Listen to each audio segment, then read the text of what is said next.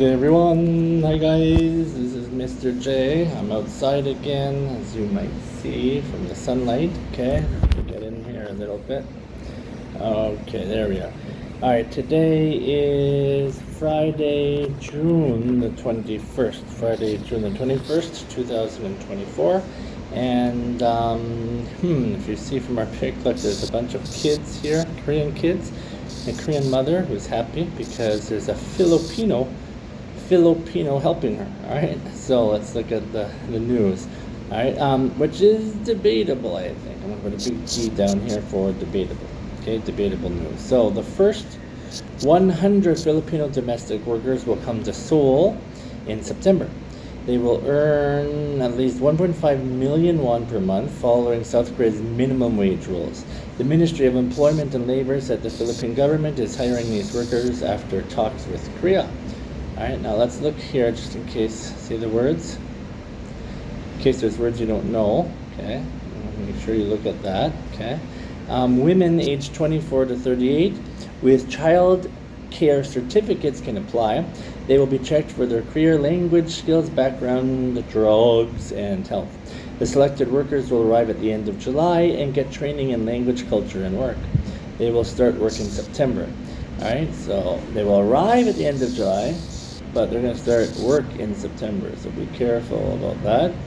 Alright, here it says the first 100 workers will come to Seoul in September, but it doesn't mean like just arriving, right? Arriving in Korea, they're arriving at the end of July to get training, okay? Alright, now they will start work in September. The Seoul government will find homes for them to work in.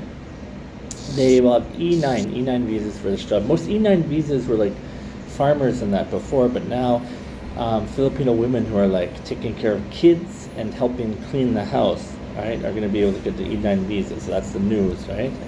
I don't know if you think that's good or not. Obviously, they're probably cheaper and more harder working than Korean workers, right? So, all right, questions. When will the first 100 Filipino domestic workers arrive in Seoul? When will they arrive in Seoul?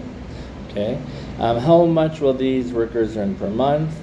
What age range of Filipino women can apply for these jobs? What visa will these workers use? Oh, did you hear the kids out there? And what is required from candidates besides language skills? Okay. Today's word trip. It's not the good type of trip. It's the bad. To catch one's foot on something and stumble or fall. Here's the Korean. The pronunciation is exactly as it's spelled. R-I-P. So rip, trip. Ignore the stress because there's only one syllable.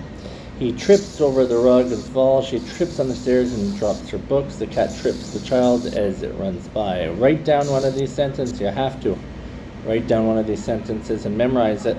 Memorize one sentence, okay? That's part of your daily. You have no choice. It's something that you have to do. It's not a choice, okay? Today's weather is partly cloudy, okay? Partly cloudy. Tomorrow's partly rainy.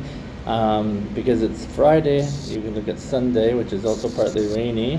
And here's Sunday's temperature, but you don't need to write that down. What you do need to write down is today's high of 27 and tomorrow's high of 25. Today's low of 21 and tomorrow's low of 21.